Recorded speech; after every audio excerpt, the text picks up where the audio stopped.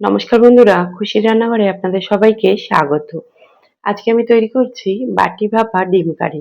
তো আসুন তাহলে দেখে নেওয়া যাক কিভাবে তৈরি করছি আমি এই বাটি ভাপা ডিম কারি।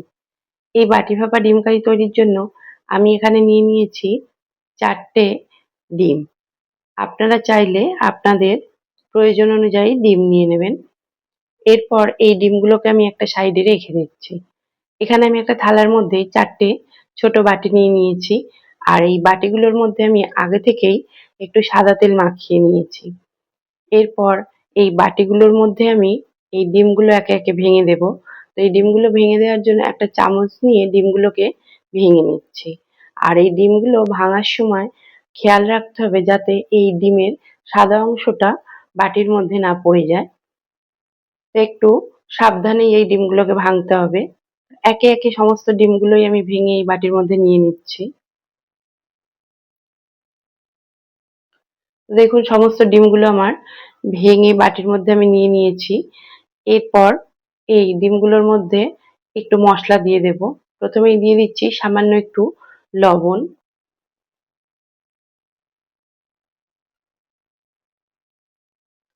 এরপর দিয়ে দেব অল্প কয়েকটা করে কাঁচা লঙ্কার টুকরো। ঝালটা অবশ্যই আপনারা আপনাদের স্বাদ অনুযায়ী দেবেন।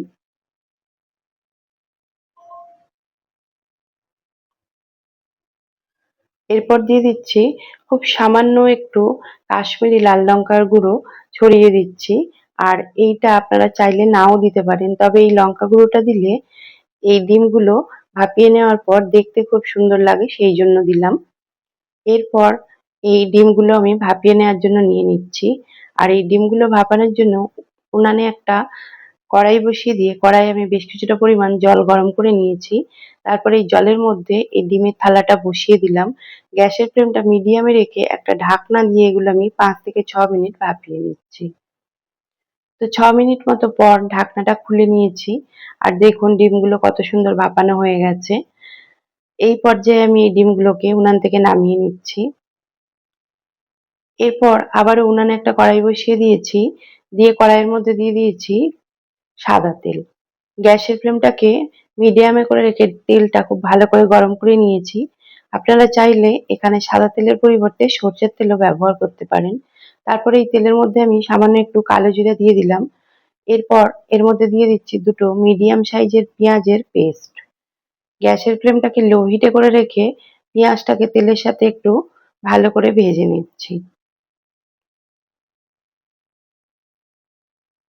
দেখুন 3-4 মিনিট মতো পর পেঁয়াজটাকে আমি খুব ভালো করে ভেজে নিয়েছি আর পেঁয়াজের মধ্যে একটা সুন্দর রং ধরে গেছে।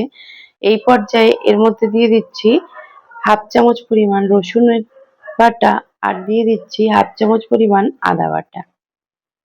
এরপর এই আদা রসুন বাটাটা পেঁয়াজের সাথে খুব ভালো করে একটু কষিয়ে নিচ্ছি যাতে আদা রসুনের কাঁচা গন্ধটা চলে যায়। আদা রসুনটা কষানো হয়ে গেলে এর মধ্যে দিয়ে দিচ্ছি একটা মিডিয়াম সাইজের টমেটোর পেস্ট। টমেটোর পেস্টটাকে দিয়েও একটু ভালো করে টমেটোর পেস্টটা কষিয়ে নিচ্ছি। টমেটোর পেস্টটা কষানো হয়ে গেলে এর মধ্যে দিয়ে দিচ্ছি সামান্য একটু জল। এরপর আমি কিছু গুঁড়ো মশলা এর মধ্যে দিয়ে দিচ্ছি। দিয়ে দিলাম 1/4 চা চামচ পরিমাণ ধনে গুঁড়ো, 1/4 চা চামচ পরিমাণ দিয়ে দিলাম জিরে গুঁড়ো, হাফ চামচ দিয়ে দিচ্ছি এখানে হলুদ গুঁড়ো, হাফ চামচ দিয়ে দিচ্ছি লাল লঙ্কার গুঁড়ো, 1/4 চা চামচ পরিমাণ দিয়ে দিচ্ছি কাশ্মীরি লাল লঙ্কার গুঁড়ো, আর 1/4 চা চামচ পরিমাণ দিয়ে দিচ্ছি গরম মশলা গুঁড়ো। দিয়ে এই সমস্ত শুকনো মশলাগুলোকে এই পেঁয়াজের সাথে খুব ভালো করে একটু কষিয়ে নিচ্ছি। একটুখানি মশলাগুলোকে মিশিয়ে দেওয়ার পর এর মধ্যে একটু জল দিয়ে দিলাম যাতে শুকনো মশলাগুলো নিচে না লেগে যায় তার জন্য। তারপর দিয়ে দিলাম স্বাদ অনুযায়ী লবণ। আমি লবণটা দিতে আগে ভুলে গেছি। এরপর এই মশলাগুলোকে 4 থেকে 5 মিনিট ভালো করে কষিয়ে নিচ্ছি। আর অবশ্যই এই মশলা কষানোর সময় গ্যাসের ফ্লেমটাকে লো হিটে করে রাখতে হবে।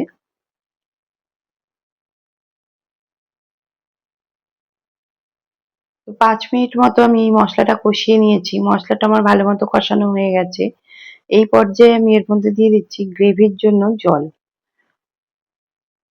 গ্রেভির জন্য প্রয়োজন মতো জল দিয়ে দিয়ে একটু মশলাটাকে জলের সাথে নাড়াচাড়া করে মিশিয়ে দিচ্ছি।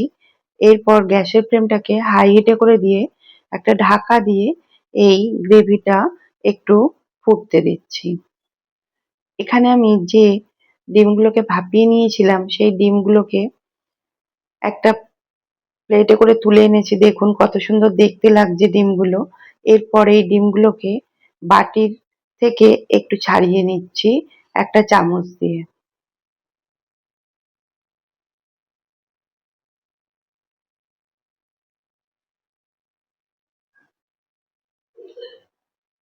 একটা চামচ দিয়ে একটুখানি চাপ দিলেই দেখুন ডিমগুলো কত সুন্দর ছেড়ে যাচ্ছে। আমি একে একে সমস্ত ডিমগুলো বাটির গা থেকে ছাড়িয়ে নিয়েছি। এরপর ডিমগুলো বাটি থেকে তুলে আমি এই প্লেটে নিয়ে নিচ্ছি।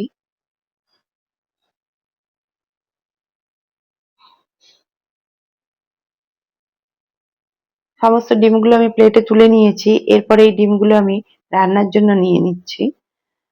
তো দেখুন যে গ্রেভিটা আমি ফুটতে দিয়েছিলাম সেই গ্রেভিটা প্রায় ৪ মিনিট মতো আমি ফুটিয়ে নিয়েছি। গ্রেভিটা অনেকটা টেনে গেছে। এই পর্যায়ে আমি গ্যাসের ফ্লেমটা লো হিটে করে দিয়েছি।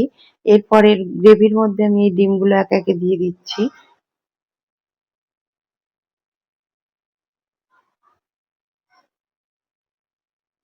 সমস্ত ডিমগুলো দিয়ে দিয়েছি। এরপর এই এর মধ্যে আমি দিয়ে দিচ্ছি ৪টে চেরা কাঁচা লঙ্কা। ঝালটা অবশ্যই আপনারা আপনাদের স্বাদ অনুযায়ী দেবেন।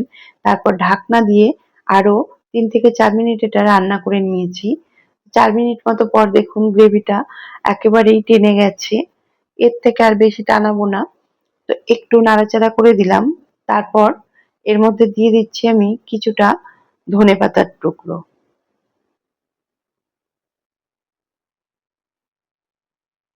ধনেপাতাটা দেওয়ার পর একটা ঢাকনা দিয়ে গ্যাসের ফ্লেমটা বন্ধ করে দিয়ে এটা ৫ মিনিট মতো স্ট্যান্ডিং টাইমে রেখে দিচ্ছি। ৫ মিনিট পর ঢাকনাটা খুলে এই ডিমের কারিটা আমি নামিয়ে নিয়ে গরম গরম এই ডিমের কারিটাকে পরিবেশন করে দিচ্ছি।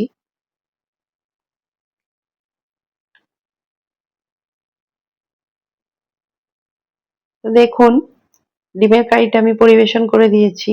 আর এই ডিমের কারিটা ভাত হোক বা রুটি সবকিছুর সাথেই খেতে কিন্তু খুবই ভালো লাগে।